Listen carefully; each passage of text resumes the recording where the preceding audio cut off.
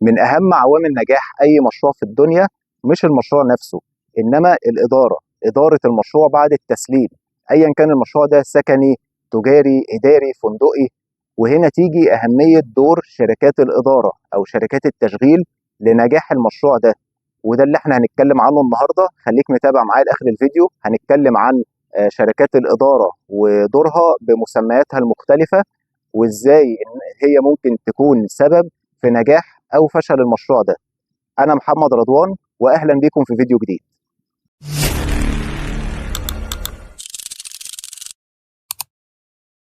أهلا بكم. طيب، زي ما قلت إن شركات الإدارة ليها أهمية ودور كبير جدا علشان أي مشروع ينجح والمطور يقدر يبني مشاريع جديدة وسمعته تبقى كويسة. فالإدارة هي أهم حاجة علشان المشروع ده ينجح ويستمر. وشركات الإدارة دي بتنقسم لنوعين: شركة مسؤولة عن صيانة المبنى، وشركة مسؤولة عن تشغيل المبنى. وأحيانا شركة واحدة بتقوم بالدورين، بس طبعا الأفضل إنها تكون شركتين مختلفين علشان كل شركة تقول عيوب التانية. إنما لو شركة واحدة بتبقى المراقبة صعبة من المالك، ومش هيبقى عارف قوي إيه اللي حاصل في المبنى عنده، فبيكون الموضوع أصعب. طيب، نبدأ بشركات الصيانة. شركات الصيانة أو اللي بيتقال عليها فاسيليتي مانجمنت، دي اللي بتبقى مسؤولة عن صيانة المبنى أو صيانة المشروع، بداية من صيانة المبنى من الخارج، طبعا ضد عوامل الطبيعة، المطرة والتراب والشمس. دي كلها طبعا حاجات بتأثر على المبنى من الخارج، ومحتاج ان هو يتعمل له صيانة من وقت للتاني. وطبعا لو المبنى ده ازاز، محتاج ان هو يتنظف برضه من وقت للتاني علشان يفضل المبنى محافظ على المظهر الكويس بتاعه. لان لو المبنى شكله مش كويس او شكله مش نظيف من بره، ده بيدي ايحاء على طول ان المشروع ده فاشل. فلازم يتعمل نظافه وصيانه للمبنى من الخارج دايما من وقت للتاني. وطبعا لو مشروع سكني بيبقى عدد المباني والعمارات كتيره، فكل ده بيحتاج لازم انه يتعمل له صيانه ونظافه من وقت للتاني برضه. تاني حاجه هي صيانه المبنى من الداخل او المشروع، سواء بقى ممرات، سلالم، اسانسيرات، تكييفات، انظمه اطفاء حريق، مناطق لعب اطفال، لو في حمامات سباحه. كل الحاجات دي بتحتاج متابعه بشكل مستمر، وبيتعمل لها صيانه من وقت للتاني. وطبعا ده غير النظافه، نظافه المبنى من الداخل والخارج. ولو مشروع سكني، نظافه الشوارع، الشجر، الورق اللي بيقع من الشجر كل يوم. كل دي حاجات بتحتاج نظافه وبتحتاج متابعه بشكل يومي. وطبعا ده غير الامن وكاميرات المراقبه، والتاكد ان الكاميرات والسيستم الامني شغاله كويس بشكل مستمر، وان الامن شايف شغله. كل دي حاجات بتكون في دور شركات الصيانه او الفاسيلتي مانجمنت. فلازم الشركات دي طول الوقت تكون شغاله بكفاءه، علشان المالك لو لقى ان الشركات دي مش شغاله بكفاءه كويسه هيغير الشركه بكل بساطه. فطبعا لازم طول الوقت تبقى قايمه بشغلها على اكمل وجه. طيب، ده بالنسبه لشركات الصيانه او اللي بيتقال عليها فاسيلتي مانجمنت. نيجي بقى للنوع الثاني، وهو شركات التشغيل او البروبرتي مانجمنت. ولو مول بيتقال عليه مول اوبريتور. ودي شركات بتكون مسؤوله عن تشغيل المبنى نفسه، تشغيل المبنى، وبتكون مسؤوله عن التاجير. يعني مثلا لو شركه بانيه المول وهي اللي بتاجر، هي مش بتبيع المحلات، هي اللي بتاجر بنفسها. فممكن هي الشركه بنفسها هي اللي بتدير المشروع، او بتجيب شركه اداره تشغل لها المشروع ده، بتبقى مسؤوله عن التاجير وعقود التاجير وتحصيل الايجارات. فدي مهمتها انها تدير المبنى وتحقق له اعلى ربح. بيكون ده دورها او ده هدفها، انها تحقق اعلى ارباح ممكنه للمبنى او للمشروع ده وفي اقل وقت ممكن. وبيكون مهمتها ان المحلات كلها تتاجر، المول كله يشتغل، ما يبقاش في محل واحد فاضي، كل المحلات تشتغل.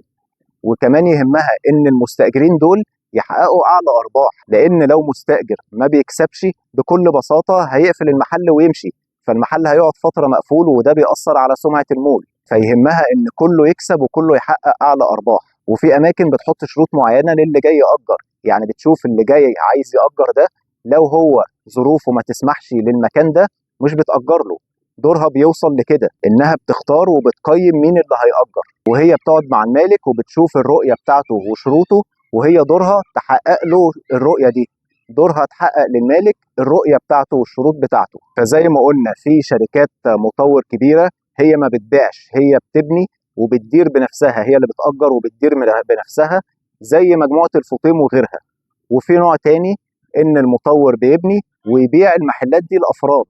وده الجزء اللي يهمنا اكتر، لان ده اللي حاصل في اغلب المشاريع، ان المطور بيبني ويبيع المحلات لافراد، فهو خلاص المطور بقى لا يملك المشروع، هو خلاص باعه، فبيجيب شركه تشغيل وشركه اداره هي اللي تدير بقى الموضوع ده. فبيبقى مطلوب منها ان المول كله يشتغل والمول كله يتأجر، وان المستأجرين والملاك يحققوا اعلى ربح. وحاجه كمان مهمه، بيكون مهمتها انها تخلي الزائر ده اللي بيجي المول يقعد اطول فتره ممكنه، ما يجيش يشتري حاجه ويمشي او يجي يشوف حاجه ويمشي، لا هو يجي ويتمشى ويقعد ياكل ويشرب، ولو في سينما يدخل سينما.